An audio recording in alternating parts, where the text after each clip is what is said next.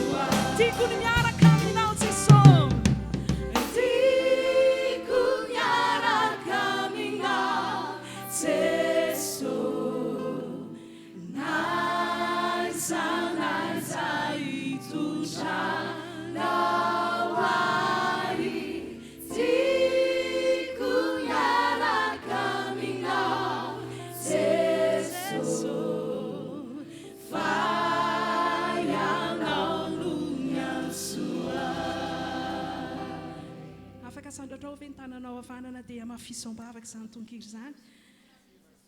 Andriamanitra tsy olombelona tokoa ianao ka azo fitahana. Izany hoe androany raha mihiry izahay dia aza velany eo amin'ny molotra ilaza zavatra hafa fa ny ao am-ponay zavatra hafa androany. Fa indro ianao ilay mpandinika amin'ny fosiny vo efa malala ny hetaheta atao anatinay fa tianay ny miaraka aminao. Andriamanitra fantatray fa matoa izay nataonao dia manana programanao ianao ny amin'ny fiainanay ny amin'ny antom-pisiana ety tany ety. Androany izay Jesosy dia hiaraka aminao foana ary tena mila anao ny fiainanay. Tsy mahavita teny izay fa izao hoe soa ihany fa teo ianao ilay madidi ny fiainanay isan'andro. Tsara ianao Andriamanitra, matehidera mandrakariva ianao noho ny asanao. Androany izay Jesosy dia namafy ny fanoloran-tenanay fa tena mila anao izay isan'andro. Tena mila anao izay ny amin'ny andro iananay ka aza vela varim-bariana na herikerika hindeha hitady famonjena aty sy aroa. Fa oka ianao Andriamanitra, ianao Andriamanitra le Andriamanitra tsy miova mpanolotsaina ianao le mahagaga ianao Jesosy eo ny ampahiratra ny masom-panahiny Andrakariva anakaiky ianao isan'andro misaotra Tompo misaotra fanamasinao ahofaifay ho an Jesosy ny tanantsika tena ataovy mihitsy hoe fa tahaka ny tsy eto amin'ity toerana ity ianao fa ianao sy Jesosy ihany no miresaka ianao sy Jesosy ihany no miona amin'izao fotoana izao tena tany ny fifandraisanao dia tena androany dia tena boraina ao anatin'ny fonao ao fa efa ela Jesosy ny andry an'izany efa ela izy ny te hioperena ao anatinao rehetra ao sotra Jesosy mankasitraka Jesosy eo alleluia alleluia alleluia oh alleluia sotra fanamasina mankasitraka fa efa eto ianao sotra Tompo amen totsika iarakilaza ao anatin'ny tirity eo isan'andro Tompo milana isanora Tompo milana isan'minitra isa-segondra Tompo milana dao mbola veritsika ihany izany isan'andro Tompo milana isanora Tompo milana isa-minitra isa-segondra Tompo milana lazao Jesosy fa ny fonao dia ny fanahinao unisaiko ny fanaiko maniry mafiana sisy toerana takalinao zany sisy toerana takaloko eo anilanao rery any Jesosy eo akaikinao ihany Tompo no mahatsara hitoetra tsy ananaya oh isan'andro Tompo milana isan'ora Tompo milana isan'minitra isa-segondra Tompo milana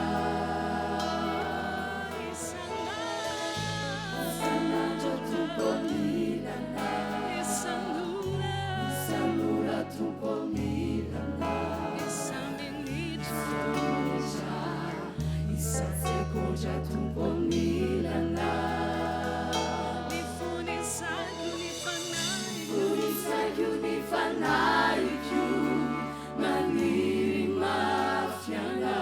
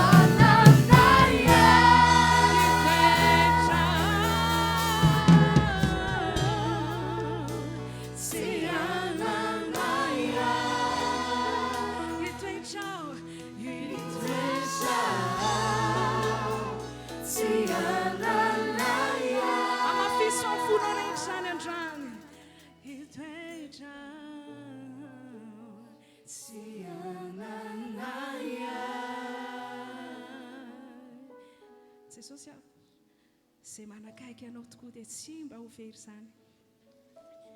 Ianao nefa milaza fa raha miray aminao izay dia mila afaka mangataka izay tianay izay. Fa raha misaraka aminao kosa izay dia tsy mahay mahefa na inona na inona. Ahoana moa izay Jesosy ny isafidy ny ala lavitra anao. Fa ngafa mijenona fotsiny ilaina ianao. Tompo ny androm-piainanay dia afonay ho eo amin'ny fanatrianao. Rehefa tonga eo amin'izany fanatrianao izany izay dia maivana. Rehefa tonga eo amin'izany fanatrianao izany izay Jesosy dia tena tsapa mihitsy hoe zanaka ka manana amin'ny fiainana. Andriamanitra misaotra anao izay androany. Amen. Ilay rivotra iainako ianao Jesosy. Ilay rivotra iainako. Misaotra Tompo. Amen. Tany tsara ny fifandraisanao. Ilay rivotra iainako.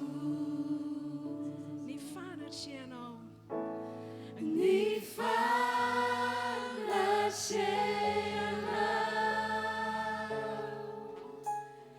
Miaina ambiko.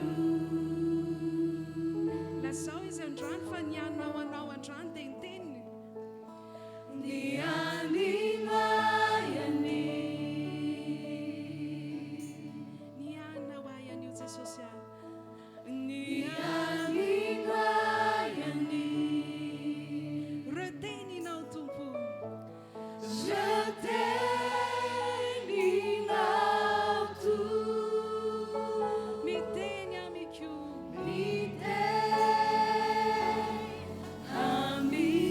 Raha afaka manandratra ny tananao ambony ianao dia atao izany androany.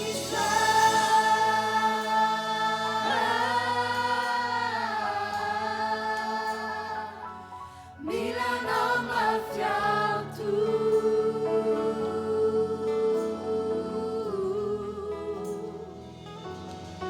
Velha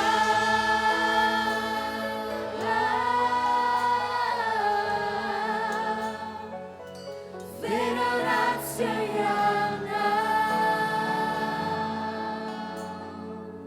Dao veritsika ihany ilay rivotra ianako. Alleluia. Misaotra Jesosy. Ilay rivotra iainako. Ilay rivotra Ilay rivotra iainako. Ny fanatrianao.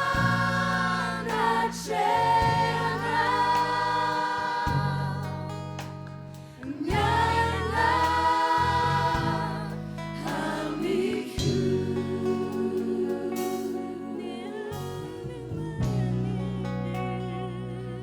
Ny anima iany.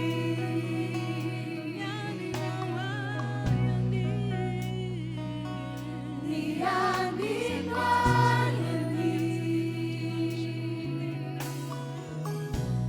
Je t'aime tu. Mi te amico. non samiana chi laza hoe iko.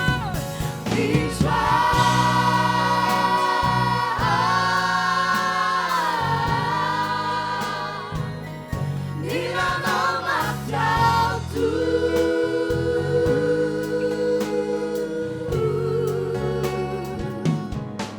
Vera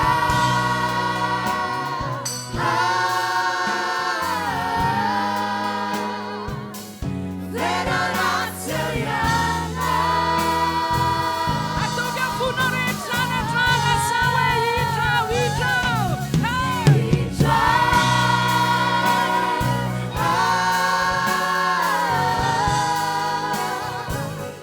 Milanao mafiautu.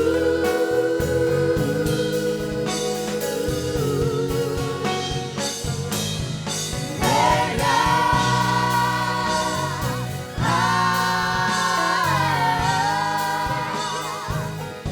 vera razia iana. Non ska ilaza mafia Jesosy hoe vilanao. Amen. Amen. Dao ilazan'i Jesosy amin'ny fotoana izao hoe milanao ao. Halleluja. Misaotra tompo zay zanakao ihany zany milaza zany androany. Halleluja.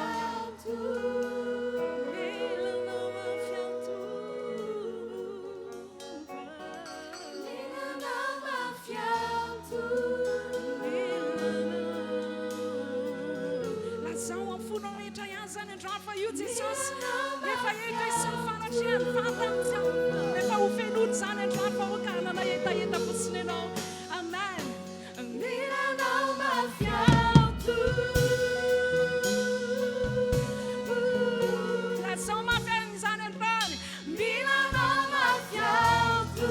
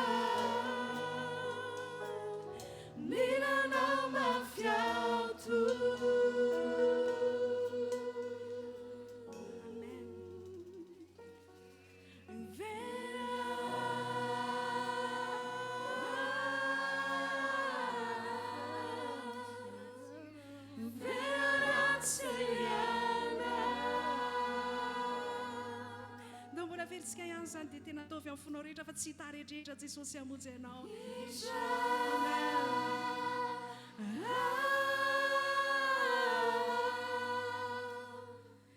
Milanao mafiato.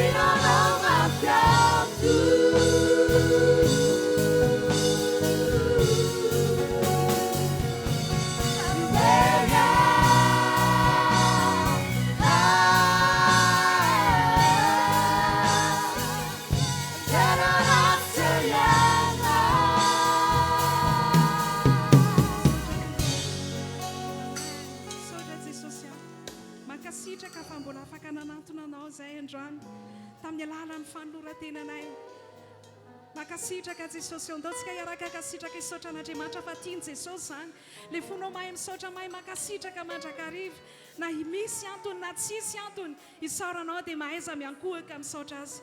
Misaotra tompo makasitraka Jesosy eo tena fotoana sarobidy ity fotoana ity nafandray nanolotra trano tenanay Jesosy ho voatahirinao. Halleluja, halleluja, halleluja, halleluja, halleluja. Misaotra tompo amin'ny anaran'i Jesosy. Halleluja. Misaotra Andriamanitra. Makasitraka any amin'ny fitiavana lehibe izy efa nitiavanao anay zanak'olombelona izahay. Ary misaotra ny amin'ity fotoam-pivavahana ity izay atrehanao eto anao. Fa soavana lehibe ho anay rehetra izany. Misaotra Jesosy. Amen.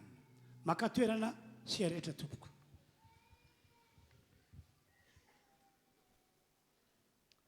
Teka mafan'Andriamanitra isika. Arabaina amin'ny anaran'i Jesosy ianareo rehetra izay fa toka manotrona an'ity fotoam-pivavahana ity dia arabaina toy izany ihany koa ianareo any tokantrano manaraka za fotoam-pivavahana izany amin'ny alalan'ny fahitalavitra na YouTube na Facebook zany. Ny mampahery ry havana malala isitry ny fotoam-pivavahana tahaka izao dia eo foan'Andriamanitra. Ahoana ho Jesosy? Fa na aiza no iangonana ny olona roa na ny olona telo amin'ny anarako dia voany aho. Amen. Amen. Sotra azy isika. Halleluja. Halleluja. Manaraka izany hivavaka isika. Ary anatin'ity vavaka irantsika manao ity dia manana finoana fa raha tena ao anatinao Jesosy dia hitoetra ao anatinao ny fiadanana. Amen. Teny efa nataon'i Jesosy zany. Hoy izy Jaona 5:20 andiy 7:20. Arao tsara nge voasoratra fiadanana ho Jesosy no avelako anareo. Ny fiadanako ho Jesosy no omeko anareo. Tsy tahaka ny fanomezana zao tontolo zao no fanomezako anareo. Aza malahelo na matahotra ny fonareo. Jesosy zany araka voasoratra io no mampitoetra fiadanana ao anatsika. Ary ilaintsika zany fiadanana izany hitoetra ao anatsika amin'izao vaninandro izay lazain'ny Baiboly hoe vaninandro farany misy ny fahasarotana izao. Zay ny anankiray. Faharoa, Jesosy ihany koa rehefa inotsika ka nometsika toerana ao anatsika dia mitondra hafaliana ihany koa izy. Ary zany hafaliana izany ilaina tena ho aboboka ny fanahy masina ato anatsika. Amen. Amen. Amen. Eto sao dia matsiaro ny tantara ao amin'ny Asa Apôstôly 9 fa tonga tany Samaria Filipo. Filipo zay atao hoe mpiandraikitra izy raha mitsika amin'izao vaninandro zao, loholona. Tsy apôstôly fa mpiandraikitra hoy na loholona. Dia nakany Samaria ity lehilahy ity dia nitorina ny filazantsara tany, nanambara tamin'ny olona tany ny amin'ny Jesosy Kristy. Dia hoy ny Baiboly hoe rehefa niny ny olona, rehefa nandray an Jesosy ny olona ka tafiditra ato anatin'ny olona Jesosy Kristy dia na zavatra nitranga nisy hafaliana be mihitsy tao anatin'ny olona. Andoka vakitsika voasoratra ary Filipo nidina tany an-tanàna ny Samaria ka nitory an Kristy tamin'ny olona tao. Ary ny vahoaka betsaka dia ny ray hevitra ny ainy izay ny olona izay ny Filipo raha nandre azy sy nahita ny fahagagana nataony. Fa ny fanamaloto ny antso tamin'ny fehamahery dia nivoaka tamin'ny maro izay nanana azy, ary maro ny marary ny paralysisa sy mandringa no sitranyny. 9 dia nisy fifaliana lehibe tao amin'izany tanàna izany. Jesosy zany voalaza hoe izy no mpanome fiadanana. Ka raha manana an Jesosy ao anatinao ianao, hitoetra ao anatinao ny fiadanana. Araka io témoignage ihany koa, Jesosy no fototra matoka ny fifaliana mitoetra ao anatin'ny olona. Ka raha mandray an Jesosy ianao ary manana Jesosy monina ao anatinao dia ho aboboboka ny fanahy masina ao anatinao ny hafaliana. Contraire an'izay kosa, raha mbola eo an-tanany devoly ianao, raha mbola misy fanaratsy mitoetra ao aminao dia tsy hita soritra eny aminao mihitsy zany fiadanana izany. Tsy hita soritra eny aminao mihitsy zany hafaliana izany. Fa dia manjombondava ianao, malokendrika ianao, mitanotika mandrakariva ianao, ary mampiseho fiainana hoe resy aho, resy amin'izao fiainana izao, resy aho amin'izao fiainana izao. Tantara aminareo zavatra tsapako aho. Nisy olona izay efa mandre ny toriteny ataoko foana na amin'ny radio na amin'ny télé, ary mandre ny toriteny ataoko mivantana tahaka izao mihitsy izy. Fa izy tsy nety nanolotra ny fiainana an Jesosy mihitsy, tsy nety nandray an Jesosy mihitsy. Dia ny fitsarako azy dia hoe ity lehilahy ity tena olona miavonavina, olona miavonavina, zay no itsarako azy. Satria isika mahita azy a dia olona malokendrika, olona manjombon-davy, olona toa mitanondrika, ohatrany hoe misy zavatra mitambesitra be zany eo amin'ny fiainana. Dia zany mahatonga miteny miavonavina satria narabaina ry izy malaina miteny, tena malaina miteny. Dia indraindray a tsy te resaka aminy intsony, tsy te hanambara amin'ny intsony ny filazantsara, fa sao dia mana fotoana azy le izy na mahasorena azy. Gaga tateoriana tsy napoziko raha torote tao amin'ny fiangonana anankiray ao, izay fiangonana tsy RHEFI fa fiangonana hafa, dia hitako tao izy ary olona efa tena mandray andraikitra ary manana andraikitra lehibe ao amin'ilay fiangonana. Dia gaga hoe tena namonjy an'ity lehilahy ity marin'Andriamanitra, tsy araka ny fitsarako azy hoe olona miavonavina, tsy te halala, tsy te handray izay filazantsara torianao. Tena gaga dia hoe aho hoe Andriamanitra tokoa dia mamonjy ny olona arak'izay tiany amonjena azy.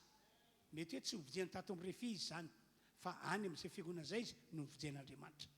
Dia rehefa nahita azy aho dia diniko tsara mihitsy ny endrikany, fa tena olona mazava saina, miramirana, falifaly, ravoravo, tsy arak'ilay fitsarako azy fahitako azy tany aloha hoe lehilahy miavonavina no nahitako azy, fa lehilahy tena sarika, miramirana, ravoravo, falifaly. Dia azoko antoka hoe satria voarainy Jesosy, ka rehefa tonga atao anatiny Jesosy dia nametraka fiadanana tao anatiny. Rehefa tonga atao anatiny Jesosy nametraka faliana teo amin'ny fiainany. Amen, amen. Ka ho antsika rehetra tonga eto androany, raha tena manana Jesosy ianao dia hoeninao zany fiadanana izany mitoetra ao anatinao, hoeninao zany fifaliana izany fa hiboboka ao anatinao ao. Andao hiteka mafan'Andriamanitra tompoko, raha mbola misy mafina zany dia ataovy ihany. Halleloia. Dia zao ary hivavaka isika amin'izao fotoana izao dia samy manavao ny faloran'ny fiainany ho an'Andriamanitra. Ho antsika izay efa ela no nivavaka tato, nanompo an'Andriamanitra tato, dinio ny fiainanao, fotompitoro ny fiainanao, sao sanatria ka efa tsy ao anatinao intsony Jesosy. Possible mantsy zany, tahaka ny nahazo ny fiangonana tao Laodikia. Efa tsy tao aminy intsony Jesosy, efa niala tao aminy Jesosy, ary izy ary efa nalohan'i Jesosy. Zay ny fiangonana tao Laodikia, misy antony tao. So sanatria ka zany ny mahazo ny sasany amintsika tonga eto. Dia rehefa zany tokoa ny zava-misy dia tsy hitoetra aminao ny fiadanana satria tsy ao Jesosy le mpanome fiadanana, tsy hitoetra aminao ny fifaliana satria tsy ao Jesosy le mpanome hafaliana. Ho anareo izay vaovao kosa tonga eto, aza mangatakandro intsony, raisy hoe fitarian'Andriamanitra spesiala ho anao ny fatokavanao eto, ary ny tanjon'Andriamanitra dia hoe amin'ny alalan'ity asa ity hovonjena ny fanahinao. Noho zany aza mangatakandro, aza mirorosaina, tapohan'ny hevitrao, anolo tena ho an'i Jesosy, anolotra fiainana ho an'i Jesosy, ampandroso malaky ao anatinao izy, satria androany Jesosy mandodona varavara fonao, mandodona varavara fonao, te hiditra ao anatinao izy, te hitoetra ao anatinao izy, satria inona ny tanjony? Te hametraka fiadanana ao anatinao izy, te hametraka fifaliana ao anatinao izy, ary lehibe indrindra tiany anao ho isan'ny olona voavonjy ho any amin'ilay fiainana mandrakizay. Hivavaka tsika rehetra amin'izao fotoana izao, teny hivavaka, le hivavaka tora-po mihitsy no ataontsika, ny tsirairay avy isambatan'olona samy mamoaka feo, hivavaka, tsy hijery ny eo akaikitrinao ianao, na hijery ny eo anilanao, fa teny hivavaka arak'ilay fanentanana nataoko teo. Dia enao tsara ke ao anatin'ny fahaloran-tenanao le mivavaka, fa hoeninao amin'izay ilay hafaliana, ary ilatsika eto fanahy masina apoboka fifaliana ao anatinao, dia hoeninao le fiadanana. Amen. Tonga dia sira mihitsy aho, fa raha misy manana olana dia tonga dia manana finoana be izy hoe ho afaka ny olana. ho voavoajy amin'ity olana ety a ary raha misy marary sira ny tianako ao avy hatrany dia ho sitrana ianareo izay marary amena amena andao anao hira anankiray avo indrindra etsika miakoka amin'Andriamanitra dia hivavaka araka izany isika zao raha te moa hivavaka ho anareo hiasa eto fanahy masin'Andriamanitra ampitoetra fiadanana ampitoetra faliana ary boboka ao anatinao ny afaliana tsy misy toy izany amen ndao azy alefa pitarika avo indrindra ianao akipy masinao anaty izany hira izany satria inoko fa le tonkira efa haintsika rehetra misaotra tompo tena misaotra anao zahay aoka hiankoka isika aoka hiondrika ampitoetra fiadanana sy hafaliana ao anatinao ny tompo amin'ny alalana fanahy masina milatsaka eto ho anareo ale tokantrano ihany koa manaraka amin'ny fahitalavitra ho tsapanareo izay tsapanay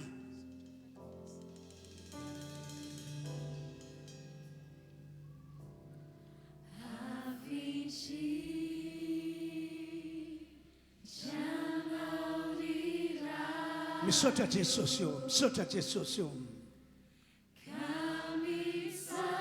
akipy masinao ome voninahitra Andriamanitra miakofa aminy halleluja halleluja hidina eto la fanahy masina ampy boboka hafaliana ao anatin'ny rehetra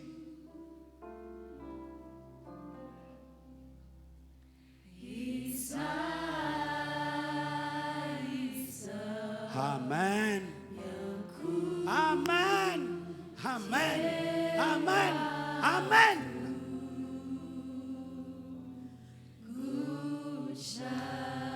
halleluja misaotra tompo misaotra tompo amen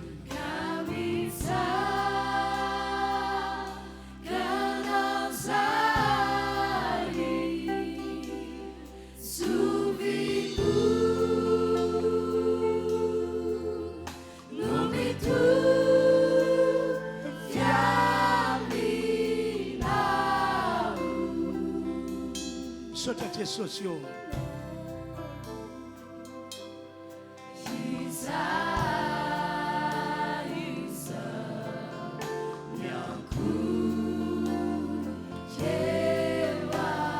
apetrao eo fonao tananao ao anaty izany hira etsika miakoka mitsoka n'Andriamanitra izany miakofa ianao amin'ny fonao rehetra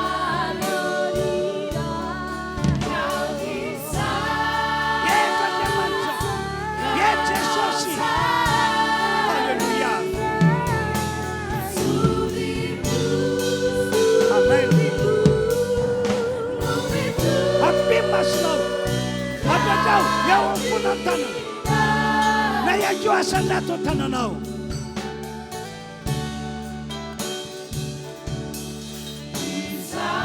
halleluja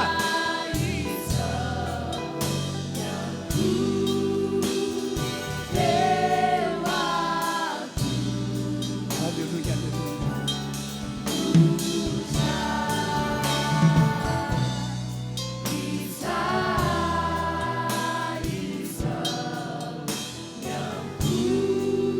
misaotra tompo misaotra tompo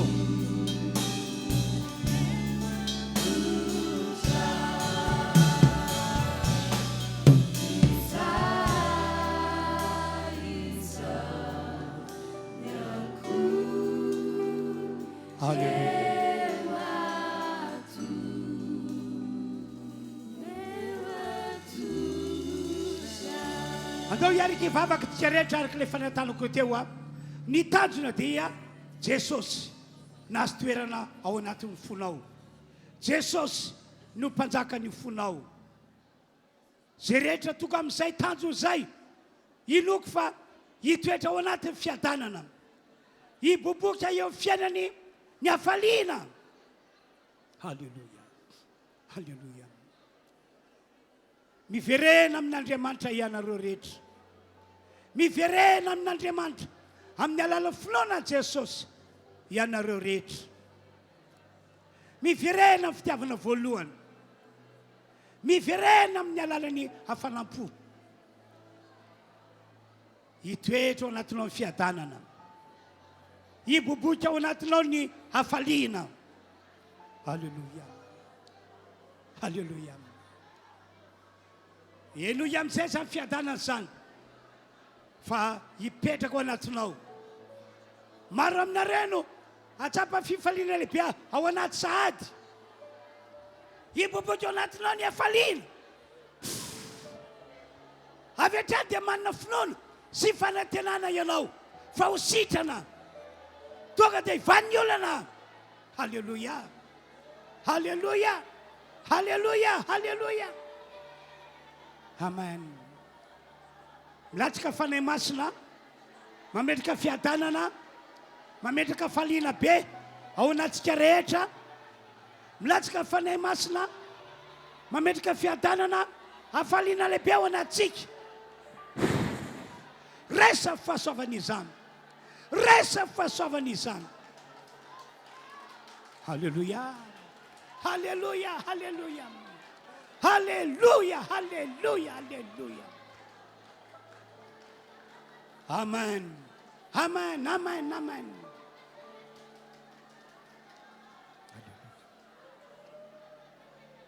Ho anareo any atokantrano, manaova vavaka tahaka ny ataona rehetra ihany-ko ianareo. Resy Jesosy fa hitoetra ao anatin'ireo fiadanana zao dia zao ihany. Resy Jesosy fa hitondra faliana eo aminareo fanahy masina zao dia zao ihany.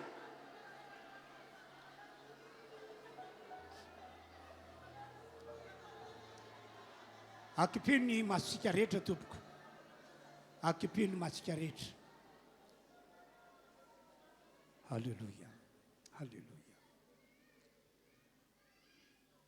Fanahy masino, mila tsaha aminay rehetra tonga hitanao ka mpitoetra ny fiadanany Jesosy ao anatinay ianao. Ary androany ny rehetra atsapa faliana miboboka ao anatiny ao. Ny mpanomponao izay mijoro eto dia mijoro amin'ny anaran'i Jesosy ary miteny amin'ny anaran'i Jesosy, miteny eo ambany fahasorana fanahy masina sy ny heriny, ary mpitondra fifaliana dia ilay fifalian'ny tompo, mpitondra fiadanana dia ilay fiadanan'i Jesosy ho ao anatin'ny olona ao Andriamanitra. Zay mino dia tsapa izany amin'izao fotoana izao. Eno tsara, enonao ao anatinao sahady ilay fiadanana, ilay fifaliana. Tonga dia ho enonao, enonao mihitsy, tena mirakla ity, tena mirakla be ho anao ity. Enonao ilay fiadanana, enonao ilay hafaliana. Amen. Tena mirakla ity, tsy nampozinao mihitsy, ary tsy tananao ilay hafaliana, tsy tananao ny maneho izany ampabe maso hoe faly be ianao. Resy ilay fahasoavana, resy ilay fahasoavana, resy ilay fahasoavana. Halleluia. Na ho afeninao re tsy afaka miafiny ianao hoe ho hitan'ny olona rehetra hoe tena faly be ianao, ho hitan'ny olona rehetra misy fiadanana ao anatinao. Amen, amen, amen, amen, amen. Halleluia, halleluia, halleluia. Ataova fisaorana raha tsapanao hoe faly ianao, misy fiadanana ao anatinao. Ataova fisaorana, mivoninahitra Andriamanitra.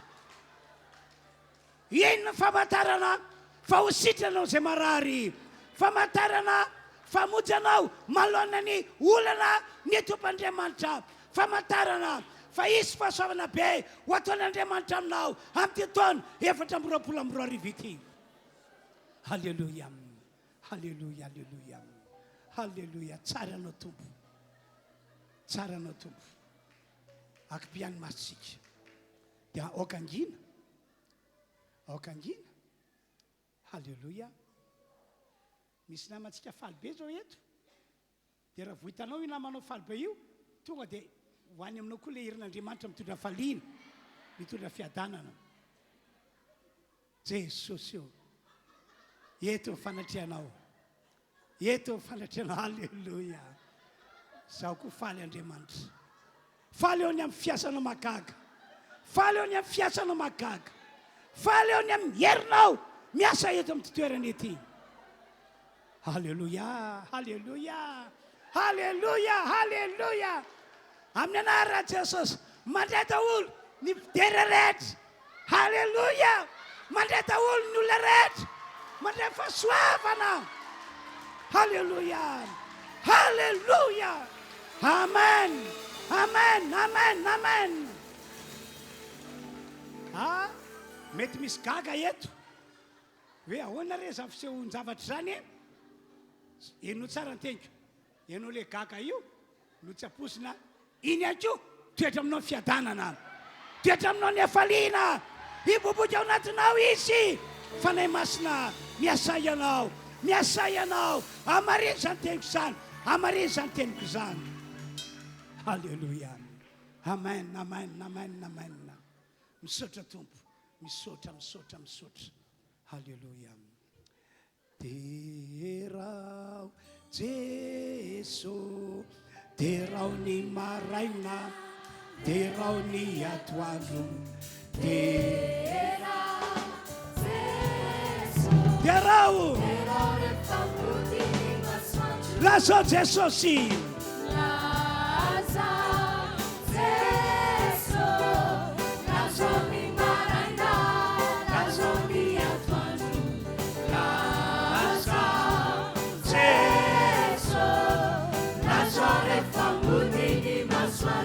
ubi jesosy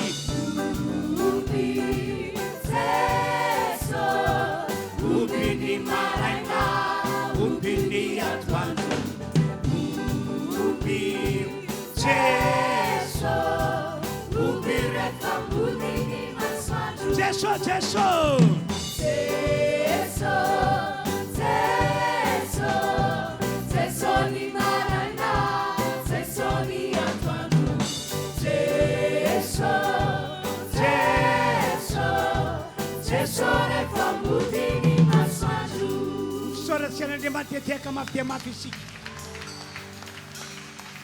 atao mafy an'ny teka ao atao mafy an'ny teka ao halleloia dia avy hatrany andrea tenin'andriamanitra isika metsika toerana reto mpitarika vidiarany reto andovaka itsika ny baiboly sokafy ny baiboly jaolina toko fahatelo andininy faina amby folo no vakina amin'ny anaran'i jesosy ho anareo any atokantrano manaraka an'izao fotoam-pivavahana izao amin'ny alalany fahitalavitra sokafy ny baibolinareo jaolina toko fahatelo andininy faina amby folo toy izao no voasoratra fa toy izao no nitiavan'andriamanitra izao tontolo izao no meny ny zanan'ilay tokana mba tsy ho very zay rehetra meno azy fanana fiainana mandrakizay amen efa nambarako taminareo a tsy ela ty tenin'andriamanitra ity kanefa dia zao asain'andriamanitra averina toriana aminareo zao indray tena misaotra an'andriamanitra raha nomena ty teny ity hotoriana satria tonga dia resy lahatra hoe tsy sitrapoko zany no atao tsy izay mahafinaritra any no atao fa izay sitrapon'andriamanitra sy izay tian'andriamanitra ary marina be mihitsy lay teny nataon'ny paoly apôstôly hoe masoa anareo ny mandre ny teny miverina indroa na intelo masoa anareo mino aho fa misy atra tian'andriamanitra atogavana amin'ity fiangonana ity matoa asain'andriamanitra averina ambara aminareo zao afatra izao samy mihaino tsara samy mihaino tsara amaolon'Andriamanitra anareo rehetra tonga eto, amaolom-bovonjy anareo. Raha tahina tokoa ka olon'Andriamanitra ianareo, olom-bovonjy ianareo, dia manentana anareo rehetrarehetra tonga eto aho. Tsy misy avana io, na ianareo fa ela be ny vavaka tato, na ianareo vao zao mihitsy vao tonga tato. Nitsana izy, zay ny tiako ambara. Manentana anareo aho. Andao ry fiangonana, andao tsika rehetra hitory ny filazantsara manomboka androany. Satria zay ny baiko an' Jesosy. Andao hitory ny filazantsara isika rehetra manomboka androany, satria zay mibaiko an' Jesosy. Ary le izy eno tsara ihany koa. Tsy hoe zako no miangavy anareo hoe andao re tompoko, andao re ry havano. Tsy zany miangavy, fa ny tompo no mandidy, ny tompo no mandidy hoe tsy maintsy hitorianareo ny filazantsara mandritra ny fahavelomanareo eto ambony ty tany ity. Tsy maintsy hitorianareo ny filazantsara. Tsaronoareo angaman'ilay tantara mikasiny amin'ny Jesosy sy ireo mpianatra melony ny akaran'i Jesosy ho any an-danitra. Niona tamin'ireo apôstôly Jesosy, niona tamin'ireo mpianatra. Dia nandeha ny resadresaka, nandeha ny fampahirezana. Dia tamin'izany Jesosy Kristy no nametraka afatra lehibe, ary afatra natao ekena sy natao ankatoavana le izy. Araka le teny teo hoe tsy safidy fa didy. Ho Jesosy, za io andao anareo aho, andeha ho any amin'ny raiko aho izy izy, satria vita ny mission zay nandrana tety ambony tany. Za io andeha izy izy ho any amin'ny raiko, dia anamboatra fitoerana ho anareo, mba ho vataninareo ratr'izay ka tonga ny fotoana. Efa henontsika zay teny zay a. Ho Jesosy tamin'ireo mpianatra, aza malahelo fonareo, minoa an'Andriamanitra, minoa ihany koa fa za io andeha, ary andeha aho dia anamboatra fitoerana ho anareo, ary ho avy indray kahaka anareo, dia any amin'izay toerako no hitoeranareo. Dia mafisitra zay teny faran'izay hoe za io andeha ho Jesosy anamboatra fitoerana ho anareo, ary ho avy indray.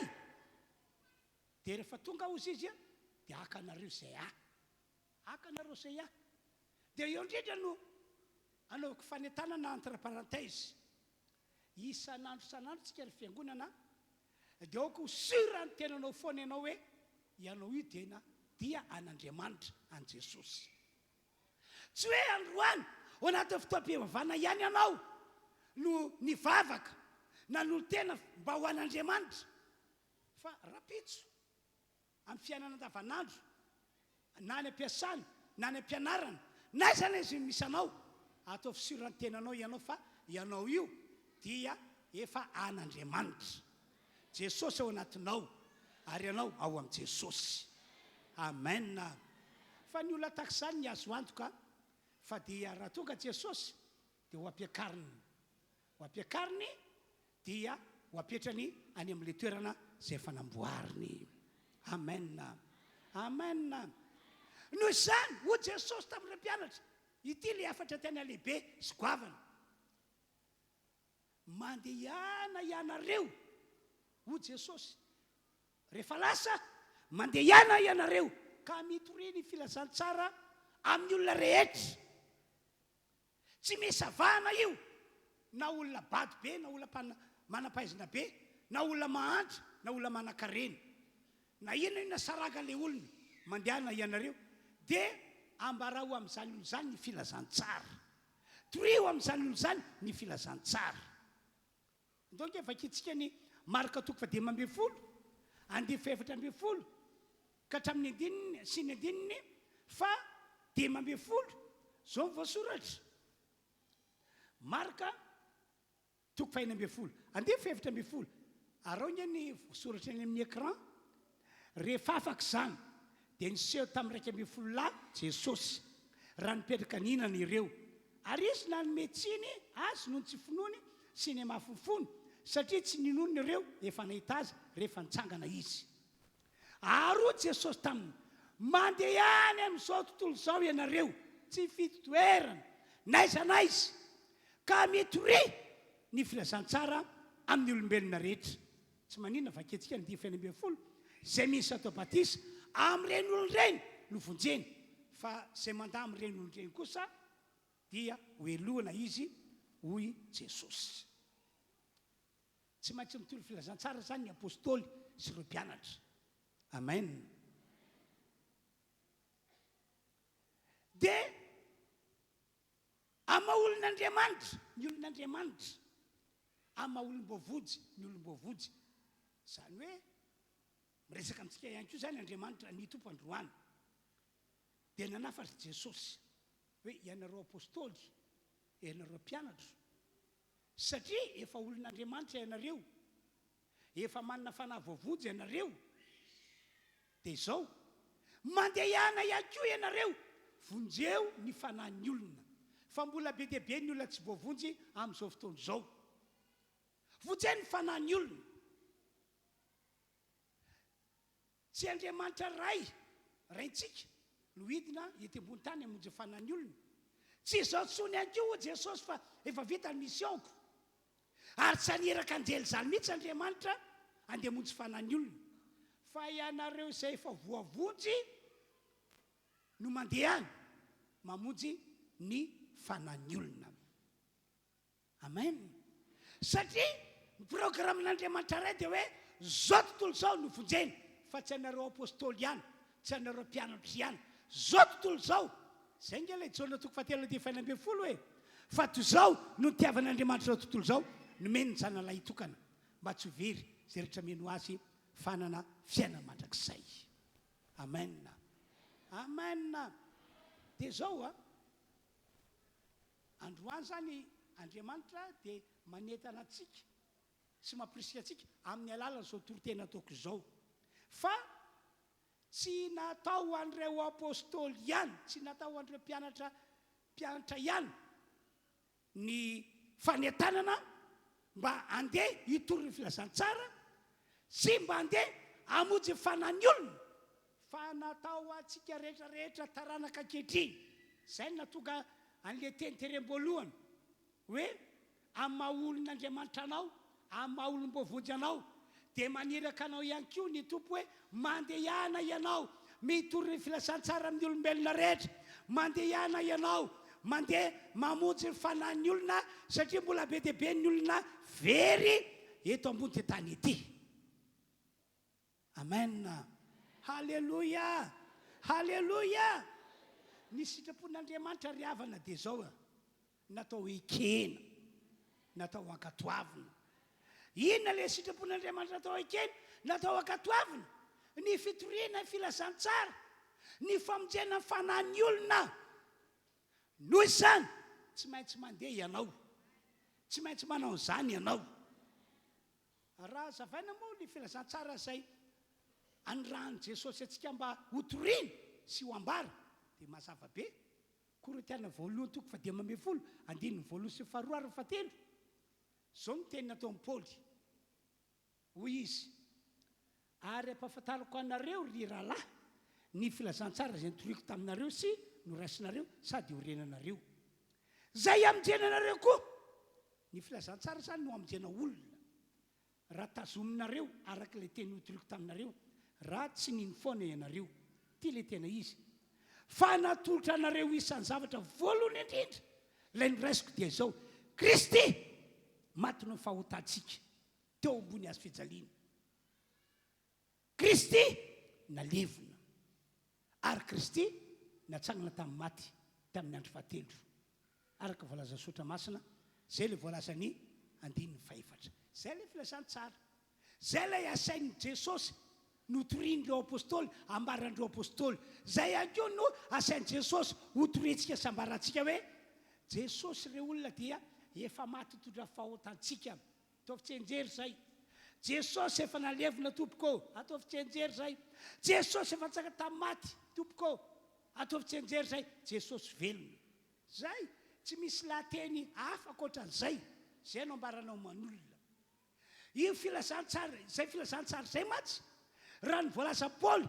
Romana toko voalohany andiny 1:20 zay filazantsara zay no herin'Andriamanitra amonjena olombelona herin'Andriamanitra lisika magagy ohatra hoe zavatra tsotra ohatra hoe zavatra tsotra no ambara manolona kanefa tena mitondra fahagagana mitondra famonjena ny fanahy olona ary mitondra fanasitranana mitondra fanafahana tsotra tsy mampanao zavatra antsika sarotra tanterahana Jesosy ka dia androany zany izy manentana antsika rehetra mba hanapa-kevitra hoe andeha hitory ny filazantsara ianao andeha hijoro vavolombelona ianao amen mba hasafady hoe anontany kely izy aminareo toka etsany zao no teny efa resy lahatra hoe olon'Andriamanitra tokoa ianao atsagantaka izao ny tanany ampidino tiakama mety mazava amiko kokoa izy aminareo no mahatsapa tena hoe efa voavonjy no Jesosy ao anatinareo mitsy mbola manangatanana ve voavonjy daholo dia inona zany zao ny asa miandry antsika rehetra manomboka androany inona le asa inona hoe mandeha ihany mitory ny filazantsara lazao amin'ny olona fa efa maty tombony azo fijaliana Jesosy efa nalevina efa tsakana tamin'ny maty mandeha ihany mitsory vavolombelona indravy zavatra efa nataon'Andriamanitra taminao lazao amin'ny olona izany amen zany asa izany riavana tsy maintsy ataontsika tsy maintsy ataontsika zay natoka ny teny hoe na ianao efa elabe ny vavaka tato na ianareo izay samba toka eto rehefa mahatsapa tena anao olon'Andriamanitra voavonjy dia zay miandro anao Andriamanitra miandro anao Jesosy mandehana mitory ny filazantsara ianao engeny témoignage Paul apôstôly enjana tena enjana hoy Paul apôstôly za io re olona tsy maintsy mitory ny filazantsara tsy maintsy mamonjy fanan'ny olona tsy maintsy mitory ny filazantsara aho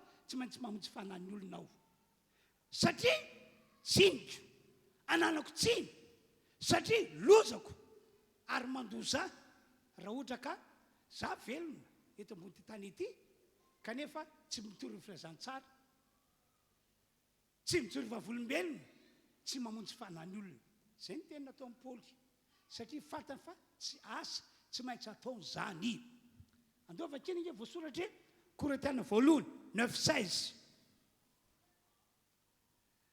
fa raha mitory ny filazantsara dia tsy misy horerehako satria tsy maintsy manao zany aho fa lozako raha tsy mitory ny filazantsara aho riavanao fa maninona izy no manosy tena manizy masamy teny an'izany satria fantany fa amin'ny maha-olom-boavonjy azy dia tsy maintsy ataony zany asa zany tsy maintsy ataony zany asa zany tsy safidiny azy fa tsy maintsy ataony zany asa zany ary mbola nteny aza izy ao Filipiana toko voalohany 2:20 ho Paoly fa Kristy no atony velomako nazo révélation Paoly fa niato mbola matoka velona ny eto ambony tany ity efa nitantarany mantsy tany olo tany fa izy velona eto ambony tany ity dia misy ady amin'ny karazany miatra aminy misy fahoriana amin'ny karazany miatra aminy dia zao ny teniny za tsy miembotra za tsy miverin-dalana na dia mafy ary ny fahoriana miatra amiko zay ny natoka ny Paoly manonteny hoe zao ny teniny za indrindra no hiaretako zao fahoriana zao hiaretako ny fahoriana satria fantatro izay noko dia nazo fanambarako Paoly fa tena tsara lavitra ny any an-danitra tena tsara lavitra kanefa rehefa nodinihana dia aleo mijanona eto ambony tany ihany mba ahafahany mitory ny filazantsara mba ahafahany mitahiry an'ireo olona zay efa nandray ny filazantsara tamin'ny alalana ny tena tiako ambara zany raha ho an'ny Paoly manokana tena tsapany ny mahazava-dehibe ny fitoriana ny filazantsara ny fitoriana vavolombelona tena zava-dehibe zany ka hoy aho hoe engane ka ho tonga tahaka am-paoly avokotsika rehetrarehetra andray ny baikon' Jesosy dia ilay fitoriana firezantsara ho zava-dehibe ho tena fiainana ka na inona asa famelomanao teny na inona ndraikitra misy anao ao amin'ny tokantranonao dia miandry anao foana Andriamanitra hoe ianao mila mandeha mitory ny filazantsara, mandeha mijoro vavolombelona, mandeha mamonjy fanany olona. Io ange tsy mila mandany fotoana hoe adiny ray be zao laninao na ndray andro manitsitra fa dia mitady olona ray isan'andro fotsiny ianao. Olona ray isan'andro fotsiny tadiavinao fotsiny fa zava-dehibe amin'Andriamanitra ilay izy. Dia mipasahina no anatonanao an'ilay olona ilazanao ny amin'ilay olona hoe Jesosy efa maty no fahotantsika, Jesosy efa nalevina, Jesosy efa tsangana tamin'ny maty. Dia mijoro vavolombelona ianao raha ohatra ka tokony hijoro vavolombelona aminy. Dia resanao ilay olona mino an'izany ve ianao dia hoeninao izay filazana. Mino aho izy andao tsika mianada, tsika mirahalahy, tsika miravavy hiaraka vavaka. Dia miaraka vavaka amin'io anao. Avereny vavaka ataoko hoe dia amafisinao ny fotoana azy amin'ny alala vavaka mba hanotena ho an'i Jesosy izy. Vita izay dia afaka mandeha anao. Satria filazantsara no torinao dia efa misy herin'Andriamanitra miasa amin'ilay olona. Amen. Fa raha tsy misy olona manao an'izany dia very any amin'ny elo ny ankamaroan'olombelona eto ambony tany. Fa raha manao izany tsika rehetra retoka eto dia hitombisa ny ombojena eto ambony tany ety. Amen. Mba azafady eo tompoko, izy amintsika tonga eto zany zao mba tena marisika anatanteraka ny fitoriana ny filazantsara na mba hijoro vavolombelona mba ataova zao ny tanana hoe ataova ambony be mihitsy Jesosy eo. Hitanao ny olonao eto Androndra fa karazan'ireo olona tena mora porisiana, mora entanina ary marisika hitory ny filazantsara. Amin'ny anaran'i Jesosy omba azy ireo enao Andriamanitra. Deo hiteka mafan'Andriamanitra isika. Dia eno tsara ihany koa ny teny nataon'i Jesosy. Hoy Jesosy tamin'ireo apôstôly, tamin'ireo mpianatra. Ao amin'ny Mateo 10:9 no ahitana ity teny ity. Hoy Jesosy, ianareo ange efa nazy mamay-pony. Noho izany mandehana ianareo mitory ny filazantsara mamay-pony. Mandehana ianareo vavako any marary mamay-pony. Mandehana ianareo mamoaka démonie mamay-pony. Mandehana ianareo mizara izay fa niraisinareo tamiko mamay-pona ary ataovy mamay-pony sady arana finoana. Zay io Mateo 10:9 io. Ary marina be mihitsy teny nataon'i Jesosy. Tsika tonga eto zany zao tsy nandoha vola anao na ariary ka natokanao voavonjy tahako izao. Fa ny olo-kafa azy izay nitory ny filazantsara taminao mety hoe izy no lany vola tahaka ny hoe any an-tandromaty izy mipetraka, ianao no Ambotsiry dia tsy nampaninina azy nandany firena taxi be indray mandeha saindroa mandra-patoka tany Ambotsiry tany mitokantrano misy anao mba afany mitory filazantsara taminao, mba afany mijoro vavolombelona aminao, mba afany mamabo anao mba ho an'i Jesosy. Tsy indray mandeha na indrozy nanao an'izany taminao fa imbetsaka. Dia voavotsy fanahinao mamay-pony izay famonjeny izay. Tena mamay-pony. Mbola izy ihany koa ny sahirana nakanao tany atokantranonao hoe andao hamonjy ny fotoam-pivavahana izay ataonay. Etoko firenao raha tsy manana ianao. Hitana dia voavotsy ianao mamay-pona namonjenanao. Dia hoy Jesosy manao hoe satria novonjena mamay-pona ianareo dia mandehana mitory ny filazantsara mamay-pona. Mandehana mijoro vavolombelona mamay-pona. Asa misy miperiperika intsony na dia olona ray aza satria tsy safidy zao ambarako aminareo zao hoy Jesosy fa didy avy any amin'ny raiko zay lazaiko aminareo. Didy tsy maintsy ataonareo izany. Amen. Ry fiangonana tonga eto, inona moa mahatonga an'i Jesosy mampirisika an'ireo apôstôly na prisika andreo mpianatra mba hitory filazantsara ary androany izy dia mampirisika antsika rehetra mba handeha inona ny antony satria amin'izao vaninandro faran'izao dia tena miasa mafy ny devoly miasa mafy mitona ny olombelona ho any amin'ny elo ho any amin'ny fahaverezana mandrakizay ary marobe mihitsy voataonany tena marobe ary amin'ny karaza mihitsy rehefa fomba ataon'ny devoly hitomana ny olona ho any amin'ny elo no ho any amin'ny fahaverezana izany nge matonga ny zava-misy amin'izao vaninandro ihany antsika izao lasa mirongatra be zany atao hoe lehilahy manambady lehilahy vehivavy manambady vehivavy tena marikiriko be nge mieritreritra an'izany vetaveta be mihitsy zany hoe lehilahy hanambady lehilahy vehivavy hanambady vehivavy tena miasa mafy ny devoly mitona ny olona ho amin'izany ary ny tiany asa dia hoe zany ny fiainana malalaka eto ambony ty tany ity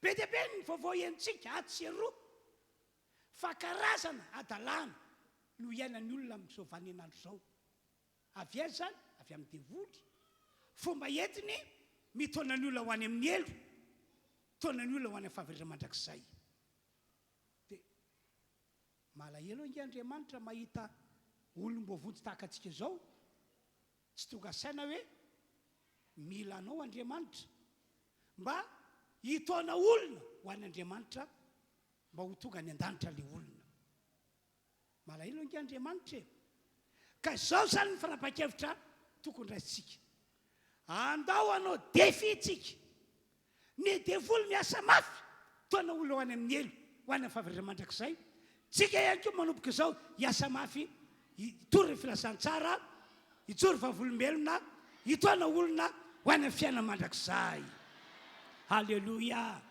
halleloia dia averiko le teny tery aloha tsy safidy angely izy tompoko fa didy ny tompo zay natonga ny teny tery aloha hoe tsy andraikitra Andriamanitra etsony no andehandeha ity ambony tany hitety lavatra ny olona hitory filazantsara tsy andraikitra Andriamanitra etsony no andeha hijory vavolombelona isa-tana mba hanambarana ny filazantsara ary tsy aniraka anjely zany mihitsy izy hoe mandehana ianareo anjely be dia be amin'izao andro farana zao teteza daholo ny olona rehetra ka ilazao ny amin'ny filazantsara izy fa itsika zay efa voavonjy no nametran'Andriamanitra andraikitra ametran'i Jesosy andraikitra ka aza vela ny devolony no lasa rôlina eto ambony tany ity fa okantsika olon'Andriamanitra olom-boavonjy no rôlina tena mahombe amin'ny fitoriana ny filazantsara dia ty ihany koa misatra mampieritreritra ny fitoriana ny filazantsara ho eo tena sitrapon'Andriamanitra natao iaina mpivavaka rehetra natao iainantsika olom-boavonjy rehetra sitrapon'Andriamanitra io dikany raha tsy mandeha mitory ny filazantsara ianao tsy mandeha mitory vavolombelona dia inona zany dikan'izany tsy manao sitrapon'Andriamanitra ke zany ianao hoe aza minaiky fitany devoly zany tsika tompoko tsy manao sitrapon'Andriamanitra zany ianao rehefa tsy mandeha mitory ny filazantsara ary aza ilika amin'ny rano na ilika amin'ny ranona fa zay ny antony havelomanao mila anao Andriamanitra mba hitory ny filazantsara satria fantany fa amin'ny alalanao dia afaka nyvonjena ranona ranona ranona efa voasoratra ao bokin'Andriamanitra zany zay le fitoriana vavolombelona nataoko tery am-boalohany misy olona nitoroky teny fa tsy voavonjy mihitsy izy nitoroky vavolombelona fa tsy voavonjy mihitsy izy gaga fa nisy fiangonana anankiray tateoriana voavonjy tany izy zay natonga ny teny tamin'ilay fiangonana hoe nataon'Andriamanitra nisy ianareo avy amin'ny Andriamanitra fisinareo profon'izany reto olona maro voavonjy tamin'ny alalanareo tiako ambara atao anatin'ny foko fa tsy tiako lazaina dia hoe nisy olona nivonjeko teto fa tsy voavonjy fa rehefa tonga ianareo dia voavonjy izy satria zay nefa voasoratra ho anatin'ny boky dia amin'izao fotoan'izao zany misy olona be dia be any ambadibadika any ianao mihitsy no tian'Andriamanitra atao fitaovana amonjy azy tsy fantatrao io olona io fa mety zany dia hoe andao hiaingy fa amin'ireo olona hitoriana ny filazantsara hijoroana ny vavolombelona amin'ireny olon'ireny amin'ireny no misy an'ilay olona tian'Andriamanitra vonjena amin'ny alalanao.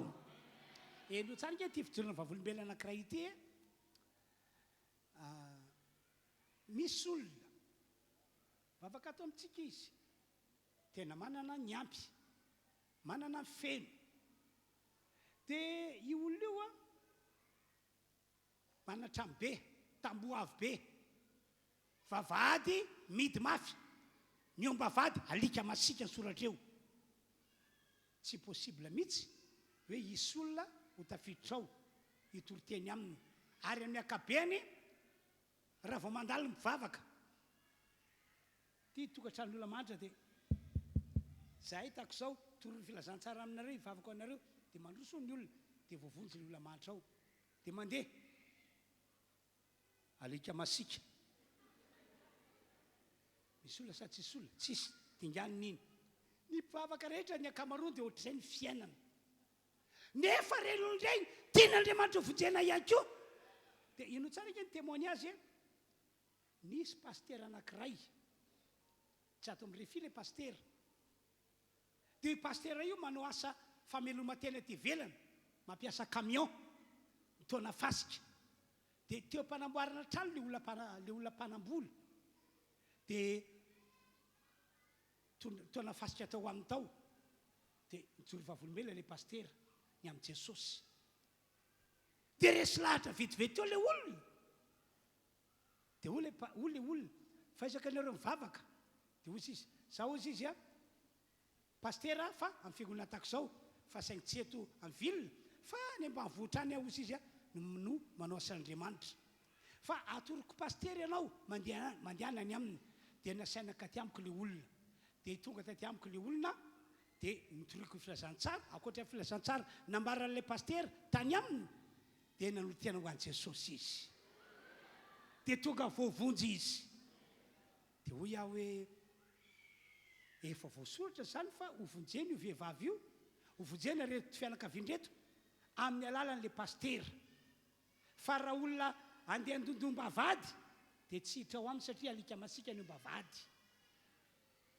Ry havanao hitoby be mihitsy ny olom-bojena raha ohatra ka anapa-kevitsika toroteny.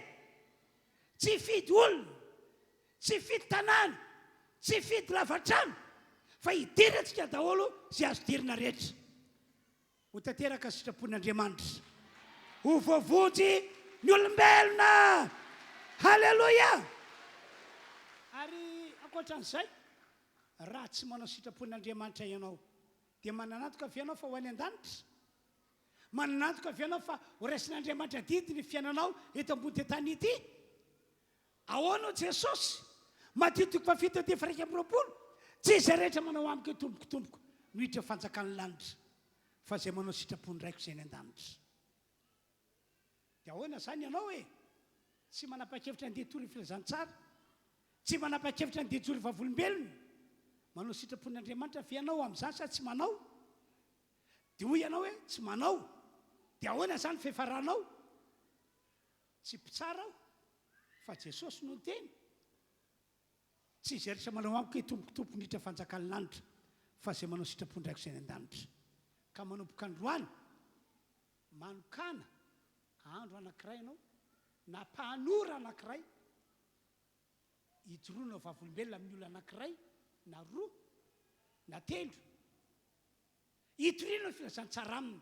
Dia aza mieritreritra anao hoe tondrahina ho azy moa sao linambarako iny hoe efa henonao ve ranabavy fa Jesosy efa matotondra fahotantsika, Jesosy efa nalevina, Jesosy efa tsanga tamin'ny maty, efa henonao ve zany? Tsotro ohatry ny nambaranao dia aza mieritreritra anao hitondrahina ho azy zany. Dia raha hoy izy hoe eny efa henoko zany dia to aminao zay hoe raiso ary Jesosy dia andeo tsika sianao hiary vavaka dia miaraka vavaka eo nareo. Tsisy resaka lavabe, tsisy fandaharan-teny lavabe hoe amaky baibolitsika Genesis, aoriana Genesis aloha mbola vakiko Exodus, aoriana Exodus aloha tonga dia vakiko aty amin'ny mpaminany Isaia, aoriana zay dia any amin'ny Apocalypse. Tsy mila zay fa le teny tsotra fotsiny. Efa henonao ve ny amin'ny Jesosy matotondra fahotantsika, nalevina, natsanga tamaty amin'ny andro fahatelo. Ankoatran'izay raha afaka mijoro vavolombelona ny amin'ny zavatra nataon'Andriamanitra taminao ianao dia ataovy. fa avy aloha ny herin'andriamanitra iasa aminjena andre olona zay mino ny filazantsara torinao. Halleloia, halleloia. Ka zao ny teniko farany areo, aza matoritory intsony isika, fandaotsika rehetra andeha hitory ny filazantsara, andeha hijory vavolombelona, andeha monjy ny hafa. Tanterao ny sitrapon'Andriamanitra. Amen. Dia fanampy izay, tsy irery ianao raha mandeha, tsy miasa irery ianao mandeha. Mety miraiky dely ianao, mety votsavavy ianao, fa tsy miasa irery ianao hoe, tsy miasa irery ianao hoe. Zay nataony Jesosy tamin'ireo apôstôly no ataony amintsika taranaka amin'izao vaninandro zao. Inona ny voalaza Baiboly eo bokyny Marka 9:20 ady 7:20 sy ny 9:20. Hoy ny voalaza Baiboly, rehefa avy nanafatravatra Jesosy hoe mandeha ianareo mitory ny filazantsara amin'ny olombelona rehetra, vitsy zay afatra izay dia nampiakarina ho any an-danitra Jesosy. Fa reo apôstôly, reo mpianatra kosa lasa nandeha dia ny tontolo eny. Tsy ry zareo rery ihany no nandeha, fa lasa reo toroteny tontolo eny. Ary Jesosy ilay mpiakarina ho any an-danitra iny niaraka tamin'ny tenam-pandehanana. Io voasoratra io nanamarina ny teny tamin'ny alalan'ny famantarana sy fahagagana. Tsy nampozin'ireo mpianatra, marobe ny marary sitrana, marobe ny olazon'ny devoly afaka. Tsy nampozin'ireo mpianatra. Ary be dia be mihitsy ireo mpianatra no tantara hoe tena miracle ity, tena miracle. Hoe ny tanan'ireo apôstôly no nataon'Andriamanitra fitaovana ho fanasitrana ny marary. Ka natoka ny olona marobe tao Jerosalema sy manodidina samy nitondra ny marariny mba hoentina eo amin'ireo apôstôly mba ho sitranina, mba ho afahana. Ary dia sitrana avokoa izy rehetra, hoy ny Baiboly. Any amin'ny Asin'ny Apôstôly 5, 12, 15, sy 19 no misy an'izay teny izay. Ka raha mandeha isika ho ia, iny tanana hoina ampiasain'Andriamanitra ho fanasitrana. Hivavaka tsika zany zao, ny vavaka voalohany ataontsika dia tahaka ny nataon'ny Isaia. Hoy Andriamanitra, iza no irajo, iza no andeha hirakay. Dia namaly Isaia, inty ao, irao ao. Zay koa zany no ataontsika eto. Raha maniraka Jesosy mandeha hitory ny filazantsara isika, dia aza misy mandana ray azy, fa samy manangana ny tanany kailaza ao Jesosy eo, inty ao, voninao. Dia zany ray hivavako anareo mba mindra fo Andriamanitra, dia hoeny aminareo ny tanan'Andriamanitra. Ka zay nampanaoviny andreo apôstôly ho ampanaoviny anareo ihany koa. Ho tanteraka ane zany. Apetrao eo foana ny tananao, dia andao tsika rehetra hiaraka hivavaka. Andao hiaraka hivavaka, tena hivavaka be mihitsy. Sokafa mivavanao, vavaka toram-po, sokafa mivavanao, andao azy. Samy mivavaka izy. Ny mpidera ihany koa dia efa tokony vonina hiakatra ty anoloana.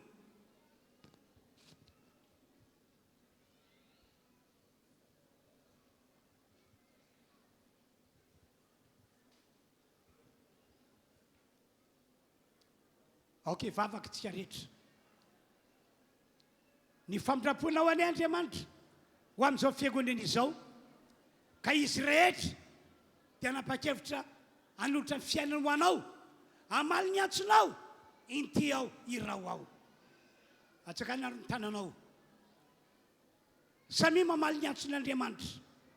Samy mamaly ny antson'Andriamanitra ho fanatanterana sitrapony. Samy mamaly ny antson'Andriamanitra ho fanatanterana sitrapony. Inty ao, irao ao. Inty ao, irao ao.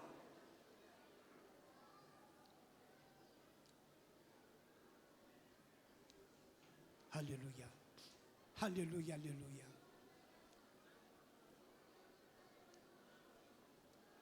Halleluja. Efa manana Jesosy ianao, ko dia mandeha ihany mitory ny filazantsara. Mandeha ihany mitory vavolombelona. Manana tanjona hoe farafaratsiny olona ray isan'andro nandre ny filazantsara avy amin'ny alalan'ny vavanao. Halleluja, halleluja. Halleluja, halleluja. Halleluja, halleluja. Misotranao Andriamanitra, misotranao aho. Atsaka ny tananao fa hivavako anao aho, dia iserin'Andriamanitra amin'ny tanana iny, ka izay miatranao tanana dia ho sitrana iny marary. Ena dia nareo any atokantrano azy, iny tananao iny, iserin'Andriamanitra iasa, aoriana vavaka ataoko, dia ampiatrahany amin'ny olona marary, fa ho sitrana ny marary. Tompoandriamanitra, lay tsy to, lay tsy mio voamaly an'io ary mandrakizay. Amin'ny anaran'i Jesosy. Amangy andretondreto anao Andriamanitra, ka hitanao ireo olona manangan-tanana, manapa-kevitra fa hamaly ny antsonao, andeha tory ny filazantsara. Omba azy ireo ianao, ary mivavaka aho mba ho amin'ny fambiazana ny rehetra. Iny tanana iny, andatsao ny afo. Andatsao ny afo fanenao masina, mba ho tanana misy herin'Andriamanitra manasitrana, herin'Andriamanitra manafaka migadra ny demonia. Ary izay rehetra ametra ny tanana, dia vaniny olana. Tahaka ny lombanao andreo apôstolinao sy ireo mpianatra fahiny no ombanao any rehetra fiangonana RHEFI eto Androndrakely. Enina dia ireo namanay manaraka Fotoam-bavaka vantana amin'ny alalan'ny fahitalavitra azy, dia ombanao rehefa andeha toriteny, tory ny filazantsara sy hijory vavolombelona. Misaotra Andriamanitra amin'ny anaran'i Jesosy. Halleluja, amen. Teka mahafantompo isika, teka mampiaon'Andriamanitra isika. Jesosy, Jesosy, tianay, mombanay, mandrakizay, sady zany ve. Halleluja. Andaonao hira anankiray isika.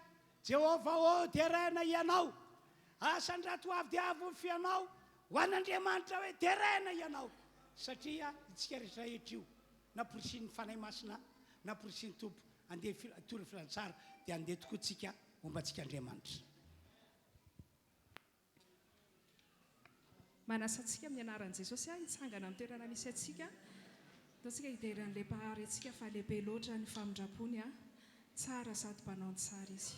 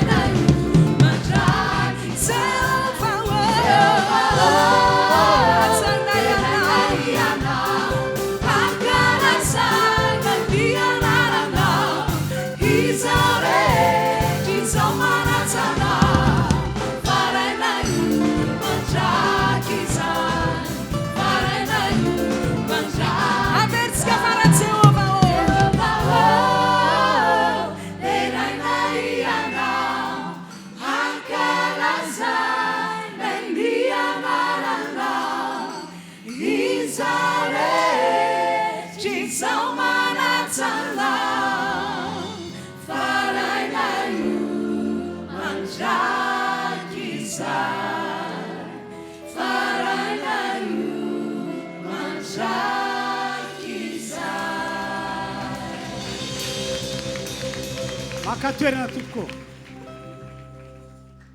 dia andeotsika iroso avy hatrany amin'ny fitondrana fanatitra dia zao ny teniko aminareo aza mba isan'ny olona tsy mino ianareo aza mba isan'ny olona mirorosaina ianareo kasika ny amin'ny famatsiana ny fanjakan'Andriamanitra amin'ny alalan'ny volanao na amin'ny alalan'ny fanananao ny ampafolokarena moa dia tsy tokony adikevitra hoe za tena misalasala be na hoe ho resendy lahatra anao hoe tsy ampy volanao raha marina na mbola be trosa efainao ny fanaovana fahafolokarena vahaolana amin'ny lafiny taka izany ny fanaovana fahafolokarena ary zay mahatonga ny devoly mandrebireby ny saina mandrebireby ny eritreretintsika mba tsy hanao mpahafolokarena ka manaova défi hoe tsy maintsy manao mpahafolokarena aho anao hira anankiray sika dia mandroso hitondrina mpahafolokarena ety anoloana dia tatazana eny atoerana ny fanatitra fanaontsika mahazatra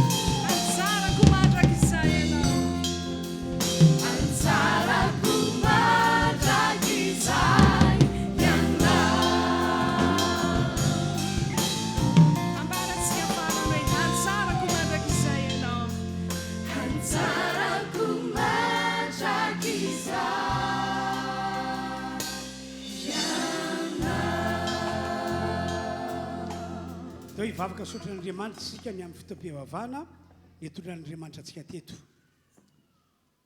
raha io misotranao zahay fa notahinao tokoa ny fitaom-pivavahana androany tsy nitsy sy ny andray teto tao reo nametranao fiadanana sy fifaliana miboboka tao anatiny tao reo nosotranonao no afanao tamin'ny olana tao reo nomenao toky fa avoakanao mpandresy izy amin'ny tetoany ity tao reo zay nomenao fitahina sotra tompo akasitrana eny anaranao ary izay rehetra samy nampahirezinao hitory ny filazantsara ka dia andeha zahay ary hoentinao ho amin'ny fombiazana lehibe tokoa amin'ny anaran'i Jesosy misaotra raiko amen. Teka mafy isika.